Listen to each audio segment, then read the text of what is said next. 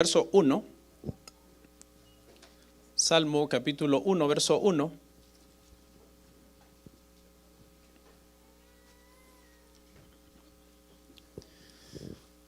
Dice la palabra del Señor así: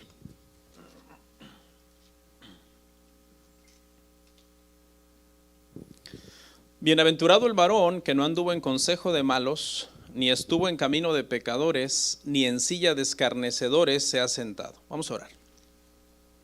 Te damos muchas gracias, Señor, por este último devocional de Santa Cena, este mes, ya que tenemos nuestra última celebración hoy. Y estamos, por medio de esta reflexión, por medio de esta enseñanza, queriendo preparar el día de hoy nuestro corazón, Padre, para poder participar de la Santa Cena, Padre. Gracias, ayúdanos a usar bien tu palabra en esta mañana, trazarla rectamente, y que pueda llegar, Señor, a cada uno de nuestros corazones. Te lo pedimos en Cristo Jesús. Amén. Hermanos, el tema el día de hoy se titula Dos hombres, dos caminos y dos destinos. Quiero aclarar que el título que le puse a este tema no es original, sino que es un título clásico que ya muchos otros predicadores le han dado a este tema durante muchos años.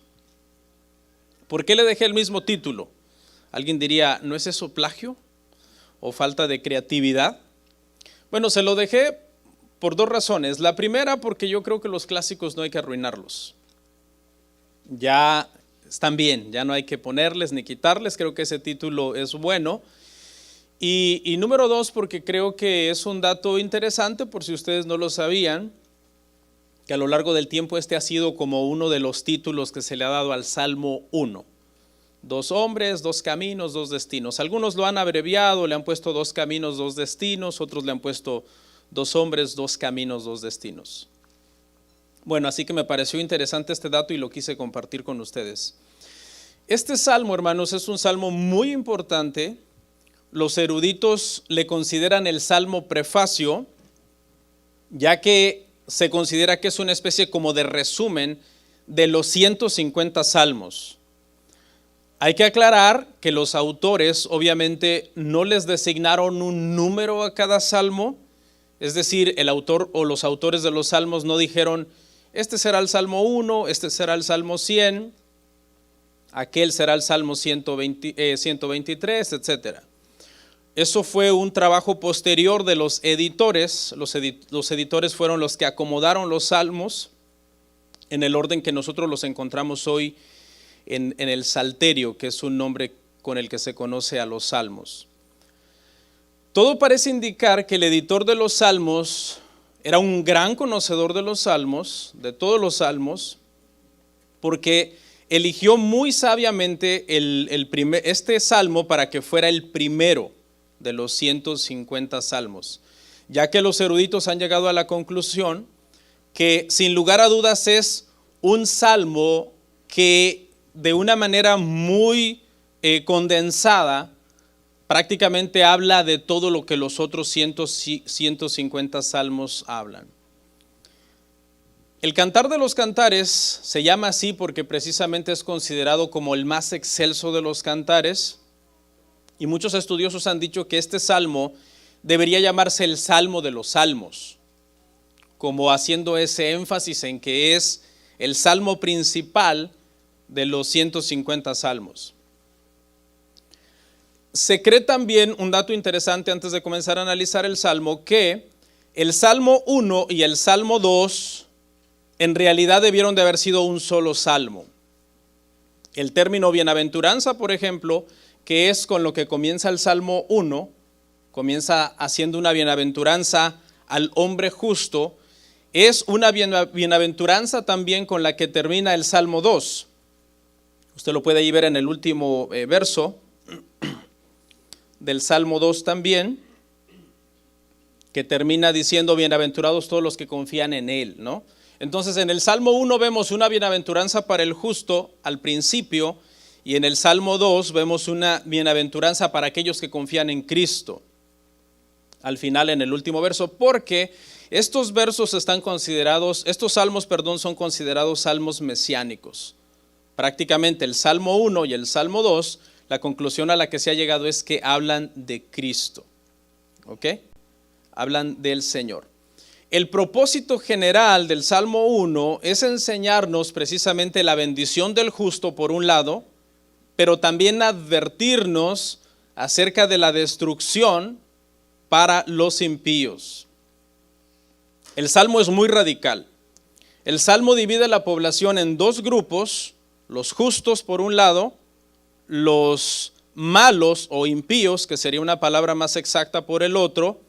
Y si usted se da cuenta, cuando desarrollemos el Salmo, nos vamos a dar cuenta que no hay espacio para una tercera categoría. No hay una categoría intermedia. El Salmo simplemente dice, unos son los justos, otros son los impíos. Este es el camino que siguen los justos, este camino los llevará a este destino, este es el camino que siguen los impíos y ese camino los llevará a este otro destino.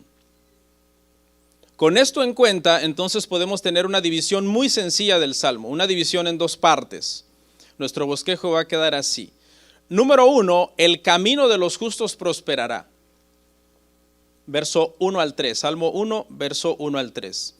Y la segunda parte, el camino de los impíos perecerá. Salmo 1, verso 4 al 6.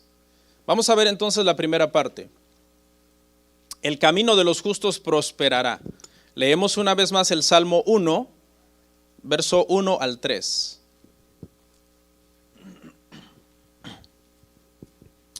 Mantenga ahí abierta su Biblia y leemos. Dice, bienaventurado el varón que no anduvo en consejo de malos, ni estuvo en camino de pecadores, ni en silla de escarnecedores se ha sentado, sino que en la ley de Jehová está su delicia, y en su ley medita de día y de noche. Será como árbol plantado junto a corrientes de aguas, que da su fruto en su tiempo y su hoja no cae, y todo lo que hace prosperará. Este punto se titula, el camino de los justos prosperará. La primera pregunta, hermanos, que viene a nuestra mente después de leer la descripción de esta porción es, si usted conoce a alguien que cumpla estos requisitos, si usted conoce a alguien que llene todos estos requisitos que mencionan estos primeros 3 salmos. A lo largo de mi vida como creyente, hermanos, he conocido a mucha gente cristiana, muchos de ellos muy piadosos, pero siendo honestos, la mayor parte de gente que yo he conocido se quedan cortos ante la descripción de estos primeros 3 versos.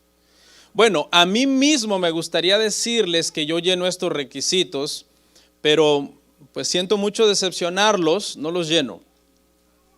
Me falta mucho y es más, creo que nunca los llenaré mientras esté en esta tierra y esté en este cuerpo. Y creo que usted tampoco. ¿Por qué? Bueno, porque como le decía hace un rato, hermano, este salmo en sí habla de Cristo. El único que reúne todos los requisitos de este salmo es Cristo.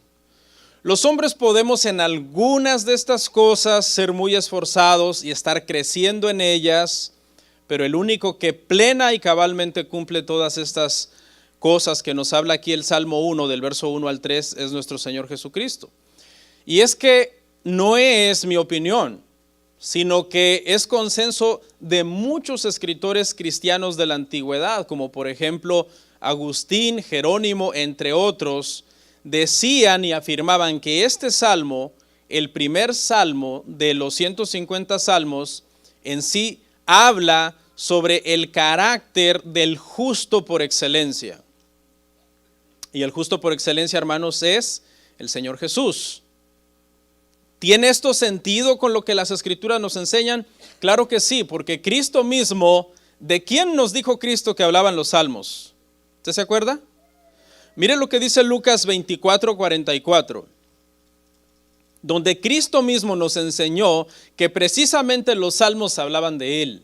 Y si dijimos que el Salmo 1 es el salmo de los salmos, es el salmo que resume todos los 150 salmos, entonces lo más lógico es que en el Salmo 1 se nos esté hablando de Cristo. Lucas 24:44 dice, y les dijo, abra su Biblia ahí en Lucas 24:44,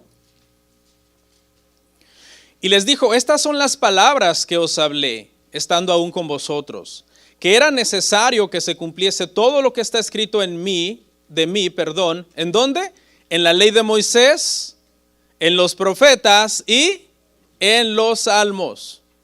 Los salmos hablan de Cristo. Hace unos días estábamos en el carro con la familia y les pregunté, familia, ¿se acuerdan de quién dijo Jesús que hablaban los salmos? Y pensaron que me refería al hermano Jesús Martínez. Y dijeron, no nos acordamos. Le digo, no, Jesús de Nazaret. ¿De quién dijo Jesús que hablaban los salmos? Jesús dijo que los salmos hablaban de Él mismo. Entonces, la meta, hermanos, en sí, al leer este salmo, aparte de que nosotros lo vemos como un modelo a seguir, como el varón perfecto a quien imitar, porque eso es Cristo para nosotros, debemos también entender que el justo por excelencia del que se está hablando en los salmos, en el Salmo 1, es de Cristo.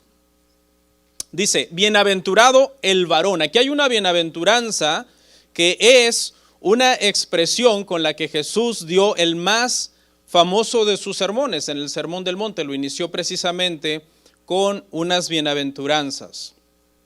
Esta palabra bienaventuranza es un poco difícil porque habla de felicidad espiritual. El día de hoy la palabra felicidad está muy manoseada, creo que a veces no la entendemos como se debe de entender, pero prácticamente se refiere a un estado de paz con Dios que viene precisamente de tener comunión con Dios. En estos días vamos a escuchar mucho la palabra felicidad, precisamente por la época del año en la que estamos, ¿no? ¿Qué le dijeron el jueves a usted? Feliz Día de Acción de Gracias. Y luego en este mes nos van a decir Feliz Navidad. Luego nos estarán diciendo seguramente Feliz Año Nuevo. ¿Y qué nos está queriendo decir las personas cuando nos desean felicidad? Pues nos están queriendo decir que tienen buenos deseos para nosotros, que nos desean salud, que nos desean provisión, que nos desean que nos vaya bien el año que viene, y todo eso está bueno, qué bueno que nos deseemos los unos a los otros felicidad. Pero aquí, hermanos, el Salmo habla de una felicidad que viene de estar bien espiritualmente. No de una felicidad material que podemos obtener porque todas nuestras circunstancias están bien, sino de una felicidad que obtenemos a pesar, o que tenemos a pesar de que nuestras circunstancias no estén bien. ¿Ok? No estén bien. Y entonces el salmista pasa a describir a este cristiano feliz. Y dice 3 cosas negativas y 2 cosas positivas. Y de eso trata esta parte. 3 cosas negativas, 3 cosas que de alguna manera el cristiano debe de tener cuidado con estas 3 cosas que son negativas, porque estas 3 cosas pueden arruinar su felicidad. Y luego pasa a decir 2 cosas positivas de lo que un cristiano feliz hace y de lo que un cristiano feliz es. Las 3 cosas negativas son la parte que dice, ¿por qué? ¿Por qué es bienaventurado este varón? Dice que no anduvo en consejo de malos, se ha alejado del camino de los pecadores y no se ha sentado en la silla de los escarnecedores. Entonces, estas son las 3 cosas negativas que el justo no es y que el justo no hace.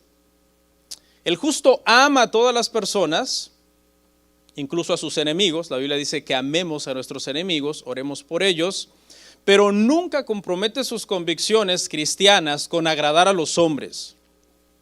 De eso trata aquí.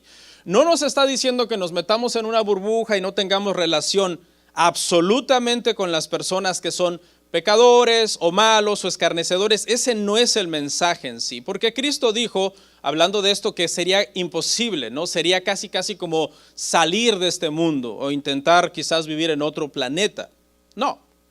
Aquí no habla, hermano, hay personas que torciendo estas palabras han llegado a un legalismo de decir, no podemos sentarnos en una silla en donde se han sentado los pecadores. Y en base a eso, algunos cristianos de antaño dijeron, no podemos ir a un teatro, o a un cine, o a un auditorio donde se han sentado los incrédulos. No habla de eso. Tampoco habla de que vamos a decir que todos los que no son hijos de Dios son hijos del diablo, ¿no? Porque hay personas que a veces utilizan estos pasajes de una manera demasiado radical. Es imposible no compartir con las personas del mundo. Lo que este pasaje nos está haciendo un llamado, hermanos, es a que nosotros no comprometamos nuestras convicciones cristianas con tal de agradar a las personas, con tal de agradar a los hombres. Si se da cuenta, todo esto habla de asociarnos, ¿no? Dice, no andar en el consejo de los malos, alejarse del camino de los pecadores, no sentarse con escarnecedores. Entonces, el cristiano justo, hermano, cuida muy bien cómo se relaciona con las personas que no son creyentes. Porque su felicidad espiritual va a depender mucho de la forma en cómo se relaciona con estas personas. No debemos dejar que las filosofías, las cosmovisiones, la forma de pensar de los que no son creyentes nos infecten, nos contaminen, nos dañen. Porque no hay que ser muy sabios, hermano, para saber que si nosotros ponemos dos manzanas juntas, una sana y una podrida, la podrida daña a la sana. Y este es el llamado aquí en esta parte, ¿no? El justo busca por todos los medios siempre agradar siempre a Dios. Tiene bien definidas sus prioridades cristianas.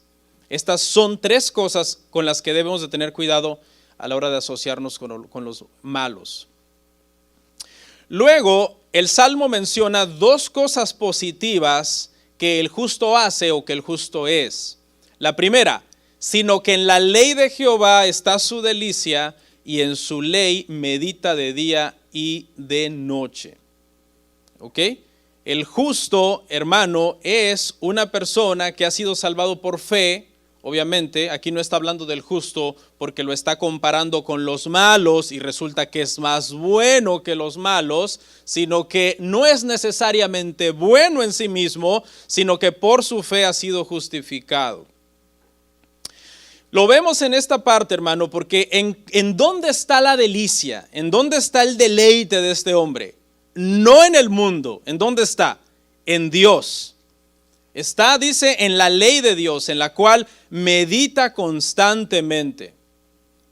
Ha cambiado las modas del mundo, las cosmovisiones del mundo, la forma de pensar del mundo, de los malos, de los pecadores, de los escarnecedores, el consejo de los malos, el lugar donde se sientan los malos para meditar maldad. Él lo ha cambiado, ¿por qué? Por el amor a la palabra de Dios, por el amor a Dios, por el amor a los mandamientos de Dios.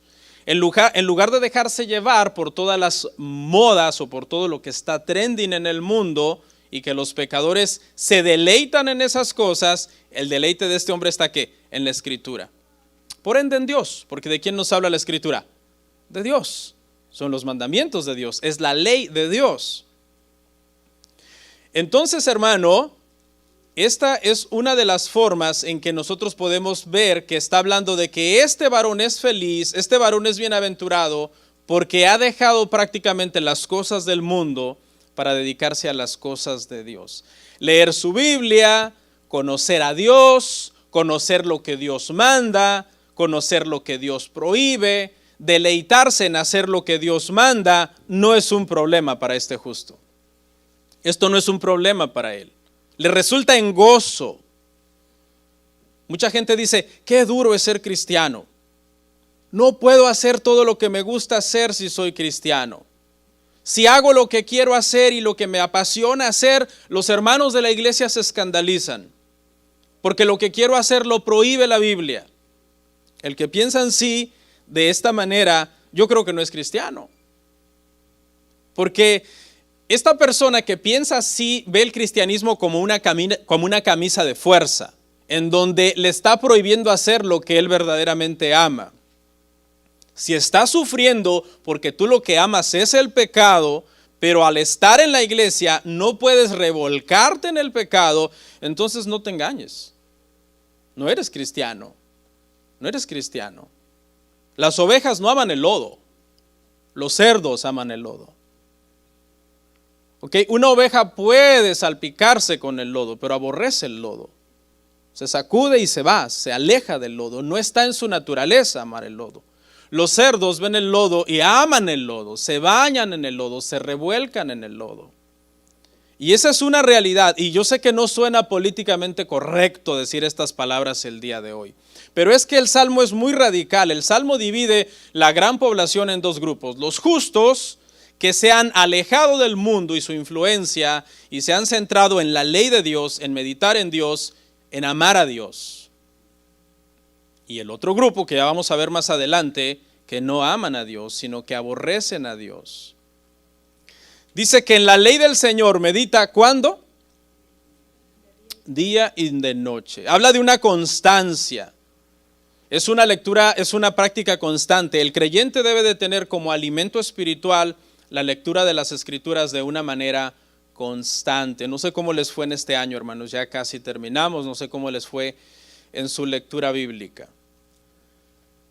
Y luego vemos la segunda parte, la segunda cosa positiva en esta parte, que dice: este varón que se ha alejado del mundo, este varón cuya pasión es Dios, que ama a Dios, será como árbol plantado junto a corrientes de agua, que da su fruto en su tiempo y su hoja no cae, y todo lo que hace prosperará. En las Escrituras encontramos varios pasajes que se comparan al hombre con árboles, especialmente en el Antiguo Testamento, como que las flores, los frutos, el follaje, el verdor, la fuerza que tienen algunos árboles que son imponentes, tanto en sus raíces. Por ejemplo, las palmeras, usted sabe que son muy fuertes precisamente porque sus raíces son muy profundas. Los cedros son elogiados en la Biblia por su poderoso tronco, ¿no? Ese poder y esa solidez que tienen como una madera sólida. Y en las Escrituras encontramos varios pasajes, y en este salmo se compara a este justo con ese árbol, y se habla de varias características que tiene este justo. Leamos el Salmo 92, 12 al 14. Salmo 92, 12 al 14.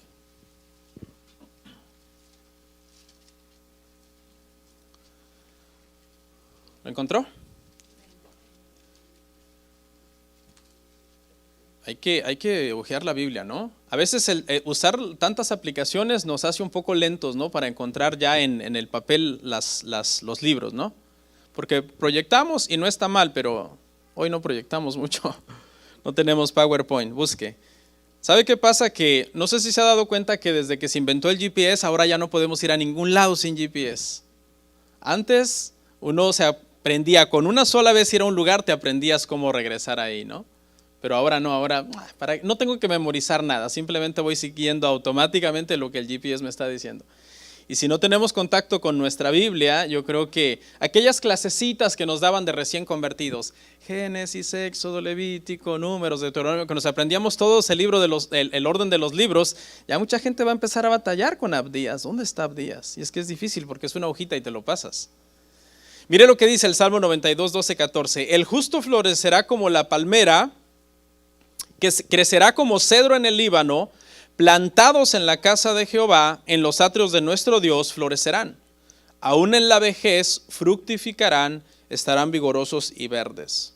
¿Okay? Entonces aquí hay varias características que nos está hablando de cómo es el justo.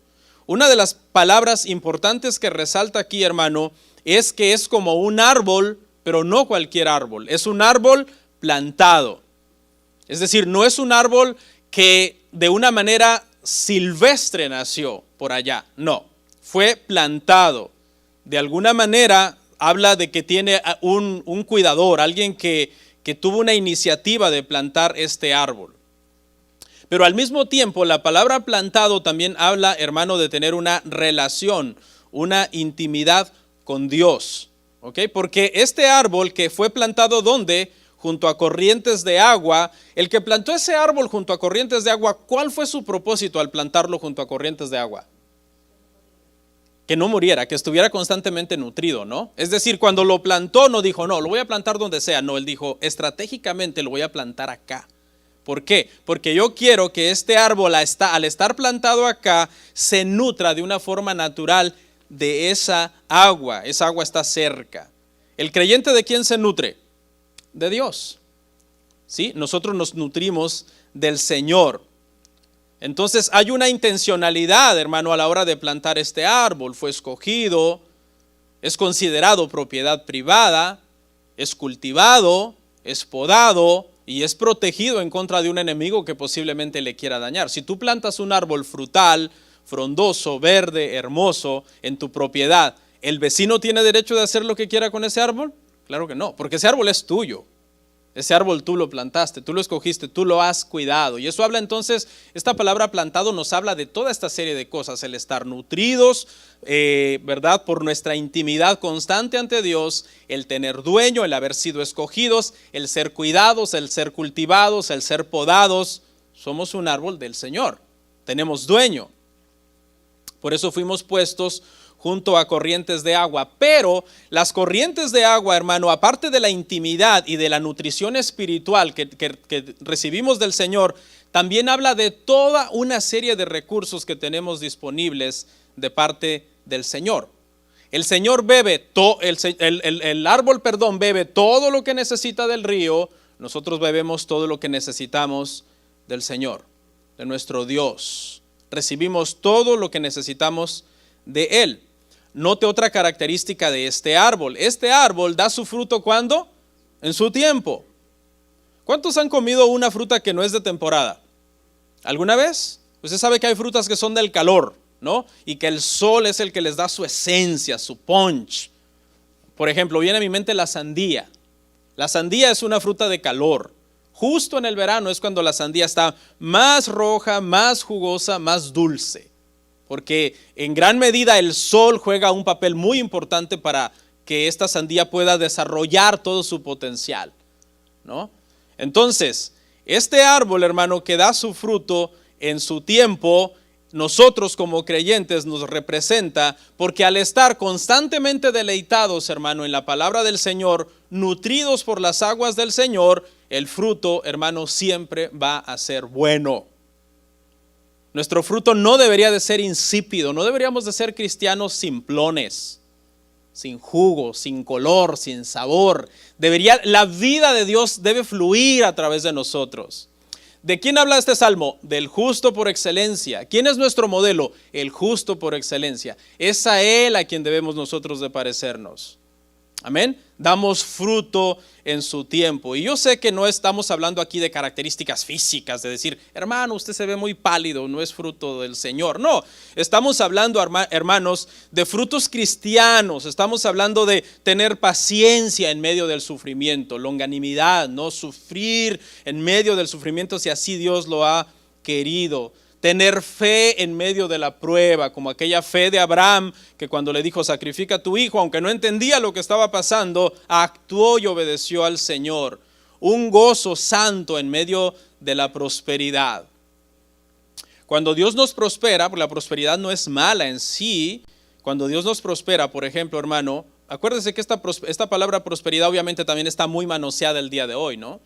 Este cristiano es feliz, ¿por qué? ¿De dónde viene la felicidad de este cristiano? Ya dijimos, ¿verdad? Se ha alejado del mundo, está conectado en Dios. Esa es su verdadera prosperidad, es una prosperidad espiritual. Y ya luego de ahí, si usted quiere, podemos hablar de la prosperidad material que el autor tenía, porque es David. Los expertos dicen que es David. Este salmo, el Salmo 1, es el salmo primero de la primera sección de Salmos. Salmo se divide en secciones, 5 libros, y la primera sección va del 1 al 41, y el autor se dice que es David. Se ha dicho que David es el autor de la mayor parte de salmos, aunque no todos los salmos son de David. Hay salmos de Salomón, de Moisés, de Asaf, etcétera. De los hijos de Coré. Pero pregunta, ¿era David un hombre prosperado económicamente hablando? Sí lo era. Y Salomón más todavía, que también escribió salmos. Entonces la prosperidad material en sí no es mala, pero uno de los frutos que nosotros deberíamos de tener en la prosperidad material es no caer en el orgullo, en la autosuficiencia, en creernos que por nuestra fuerza o poder se ha logrado algo. Debería de ser un gozo santo, un gozo mesurado, un gozo humilde. Decir, todo lo que soy, todo lo que tengo es por la gracia del Señor. Dar fruto, hermanos, es una característica que nos debe seguir en todo momento a nosotros como cristianos. Mira la que sigue. Y su hoja no cae.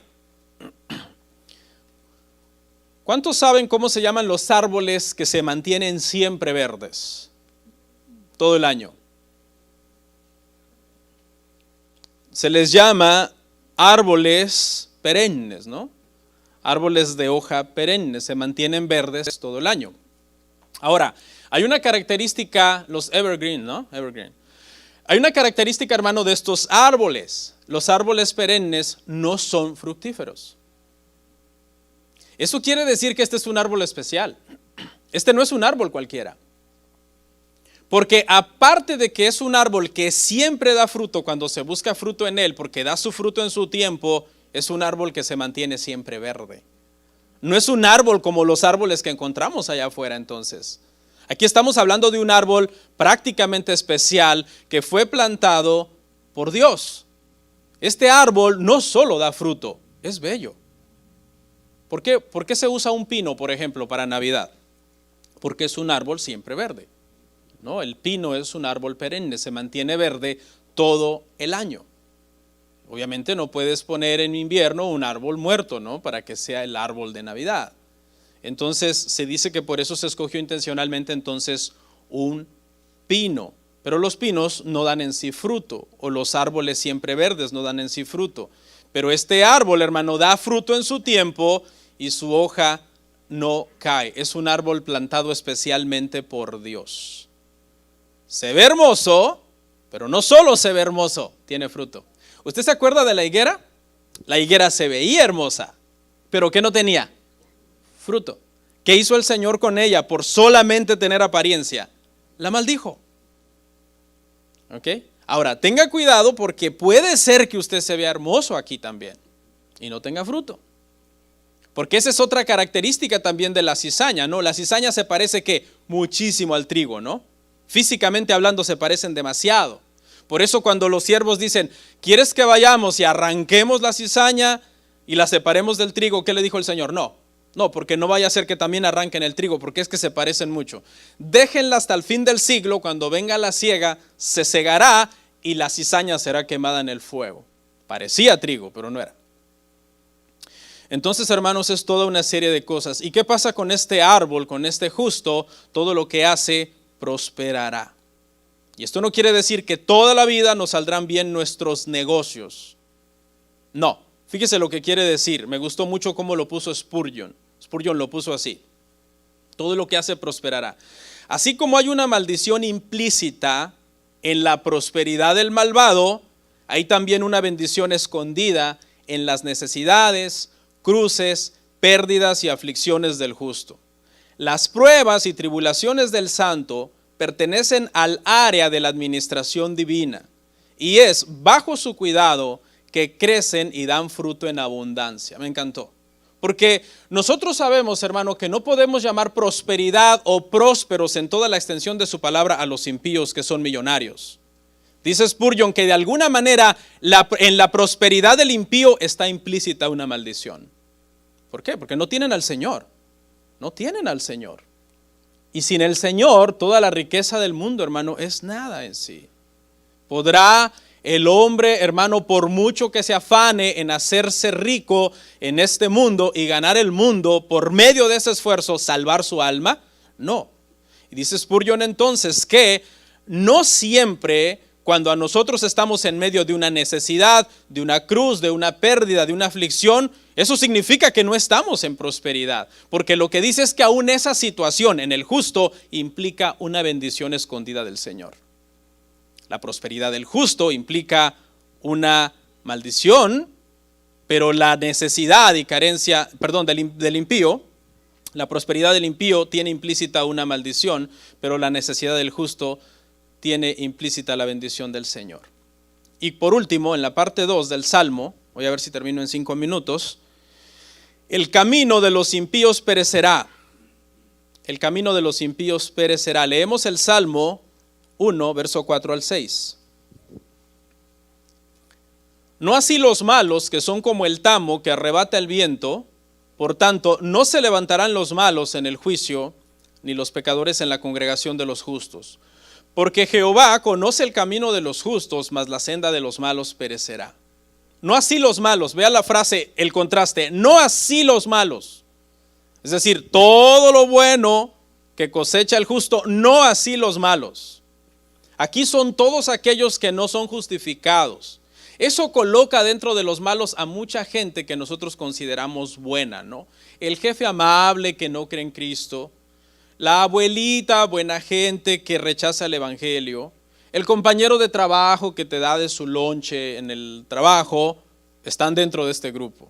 Y esto también no suena muy bien decirlo, ¿no? ¿Cómo es eso? Eso me suena como a muy fanático. Decir que todos los que no son cristianos, la Biblia los clasifica como malos, es fanatismo religioso. Déjame decirte que no es fanatismo religioso, sino que simplemente lo que dice la Biblia. Mira lo que dice 1 Corintios 16, 22. Vaya ahí conmigo, 1 Corintios 16, 22.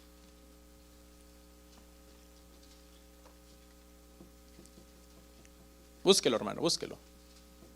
Abra su Biblia.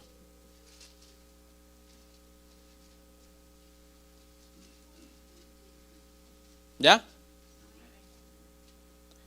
El que no amare al Señor Jesucristo sea anatema. El Señor viene. Y esta palabra anatema tiene dos significados. Primero, sea maldito. Segundo, sea sujeto a destrucción por Dios. ¿Quién? El que no amare al Señor Jesucristo. Pero pastor, ¿usted cómo sabe que los que no son cristianos no aman a Dios? Pregunta, ¿se puede amar a un Dios que tú no crees en él? ¿No crees que es el creador de todas las cosas? ¿Que es el que te hizo? ¿Que es el que murió en la cruz del Calvario por ti?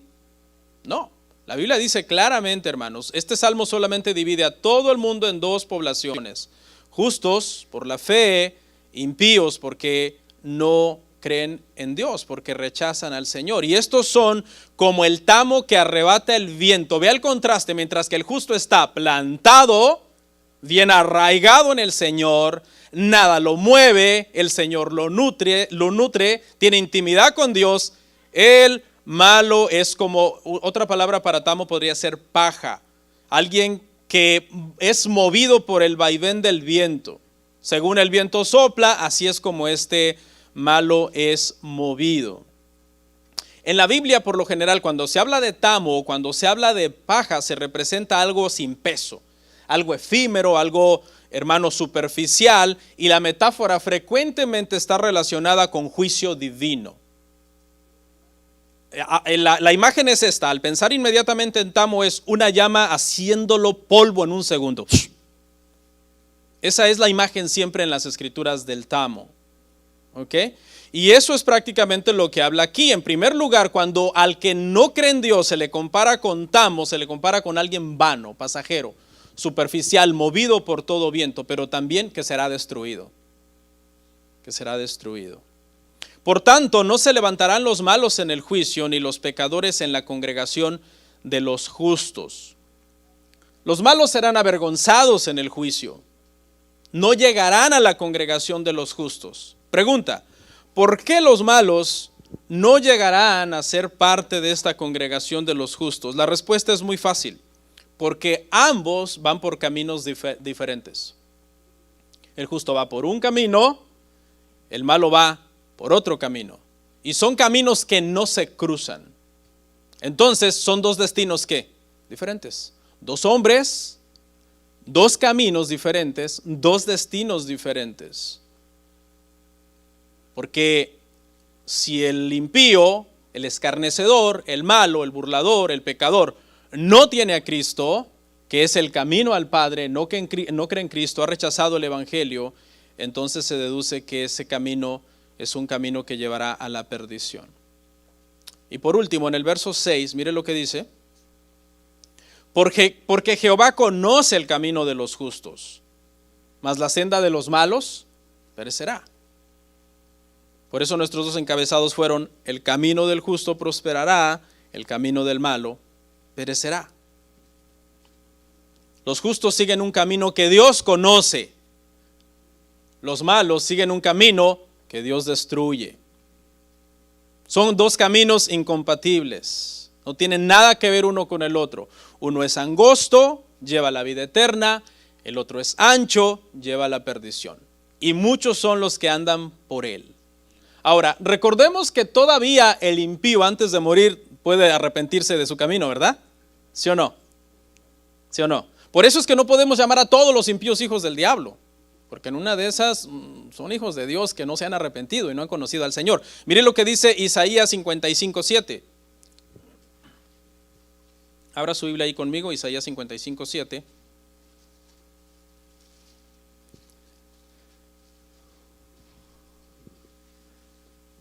¿Ya? Son rápidos, hermanos. Sé que practican en casa seguido. Deje el impío su camino y el hombre inicuo sus pensamientos, y vuélvase a Jehová, el cual tendrá de él misericordia, y al Dios nuestro, el cual será amplio en perdonar. ¿Ok? Ese es el camino del impío, del inicuo. Si se vuelve de ese camino, el Señor lo perdonará, como lo hizo con nosotros también. Los justos andamos por otro camino, ¿no? El camino que nos lleva a la vida eterna. Para muchos locura, obviamente, ¿no? Porque el mensaje de la cruz resulta locura para muchos. Y somos de alguna manera escarnecidos muchas veces por los pecadores. Algunas cosas que de repente se dice de nosotros es que estamos desperdiciando nuestra vida, pero en realidad vivimos así porque Dios nos ha dado la vida verdadera. Este camino también a muchos les parece como una pérdida de tiempo, porque desde la perspectiva del mundo aparentemente hay negocios más importantes que deberías de estar haciendo, pero en realidad estamos invirtiendo nuestra vida de la mejor manera que nosotros entendemos, porque estos son los negocios de Dios. No hay negocios más altos que los negocios de Dios. Y otros dicen, te estás privando de muchos placeres que deberías estarte dando en tu edad, en tu juventud, etcétera. Pero en realidad estamos pegados a la fuente del placer, porque Dios en sí es el autor de todo placer. Entonces, el mundo, hermano, no entiende estas paradojas del evangelio y llaman al camino de la salvación, lo llaman locura.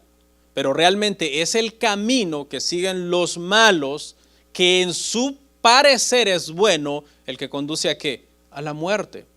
Nosotros lo que hemos entendido es que para tener la victoria en Cristo hay que rendirse a Él, no pelear contra Él. Que para ser el mayor hay que ser ¿qué? Ayúdeme a completar estas paradojas, yo sé que usted se las sabe. Para ser el mayor hay que ser ¿qué? El menor. El camino a la exaltación es la humillación. Que no tener nada es tenerlo todo en Cristo. Que cargar la cruz es la forma de recibir la corona, que encontramos nuestra vida precisamente al morir para Dios. Y estas son cosas, hermano, que en su sabiduría Dios las escondió de los que dicen ser sabios y las reveló a los niños, aquellos que precisamente están dispuestos a renunciar a su propia sabiduría para creer en Cristo. Conclusión, este salmo entonces, hermanos, nos habla del justo por excelencia, que es Cristo. Es un salmo que también nos habla en su enseñanza general de estas dos personas, ¿no? Que van por dos caminos diferentes y que al final llegarán a dos destinos diferentes. Un destino donde habrá, hermanos, vida eterna y un destino donde habrá destrucción. ¿Cuál de esas personas eres tú? Bueno, que Dios nos ayude. Vamos a orar. Muchas gracias, Señor, por esta meditación que hemos tenido el día de hoy. Te ruego, Padre, que haya sido de bendición, que haya podido llegar a nuestros corazones. Queremos preparar nuestros corazones para la Santa Cena, para el servicio general, la adoración. Creo que un sermón muy propicio para terminar el año, que nos hace un llamado, Padre, a examinarnos, precisamente hoy, que es el día de examinarnos, y con una enseñanza bíblica, cristocéntrica, que nos ayude, Padre, a hacer tu voluntad. En Cristo Jesús, amén.